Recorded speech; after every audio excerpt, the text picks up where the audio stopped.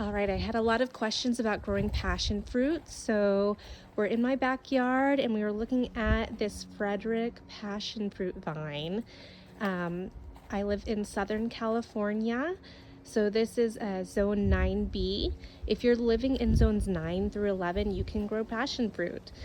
This particular passion fruit is the Frederick variety, and it's still tart, but it's a little bit sweeter too, which is why I picked it. And this particular plant, we got it about 4 years ago. Let me show you the base here. And as you can see, passion fruit, it's a vine. So this is lemon mint, so don't mind that. But it started off as just a little vine, and this actually started producing in the first year. So if you want fruit fast, get a passion fruit, because you're gonna have lots of passion fruit every year.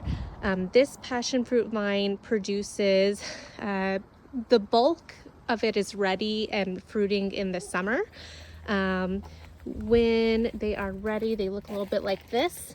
It is November right now, and this is one of the last ripe ones from the first batch, and you can see it's growing more. Here's one here.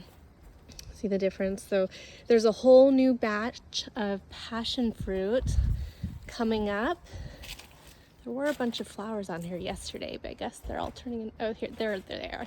So lots of passion fruit just loaded up here. Here's some of the flowers that are starting to turn into passion fruit.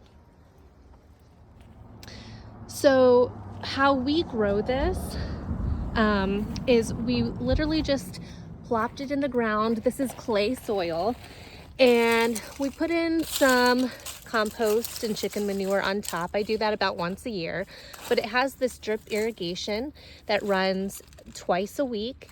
And so we really don't do much with this. This is a plant that's just really prolific, and it's going to grow and take over. So you do need to prune it 1 to 2 times per year, or more if you'd like. If I let this grow, it actually starts climbing up this tree. So it'll just kind of take over. As you can see, it's kind of taking over this whole fence area. So you don't want to grow it on the fence. That's going to ruin the fence. But we did make this trellis system here, you can see, and we built this on our own. It's making, giving us some privacy from the sidewalk area.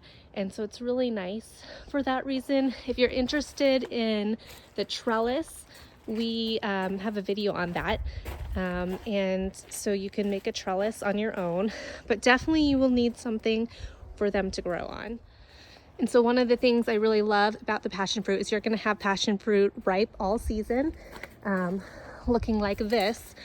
And then also in the winter, this batch is going to be ready probably in a couple months. So when they're ready to eat, they will fall off onto the ground. And sometimes they fall off before they turn purple, but they will still ripen off the vine. You want to eat the passion fruit when it looks like this. When it's purple and wrinkly, it's going to be the sweetest. We like to eat this in a variety of ways. My kids just eat it out of hand. They like it for snacks, or we serve it with dinner. I like to make sauces and jams and put it in muffins and that sort of thing as well. So you can use it for a lot of different things. Tea, that would be a good one too. But they're just really nice. You could put it in a fruit salad, but you want them wrinkly, looking like this. So just to summarize, if you're looking to grow fruit in Southern California or anywhere that's considered zone 9 through 11, you can grow this beautiful plant. It'll make your yard smell amazing when the passion fruit are ripening. It can grow, this is growing in shade and just clay soil, so really easy to grow. You really haven't done much with this except pruning it a couple times a year because it's on that irrigation system. If you have any questions about passion fruit or growing tropical fruits, or just kind of having a garden, edible garden, let me know. If you have any other questions, let me know in the comments below. I'm just documenting my yard. We're slowly converting it all to an edible garden, And we're growing lots and lots of fruits and vegetables here on the property. So if you're interested in that sort of thing, give me a comment, a like, or a question, and otherwise I'll see you next time. Take care.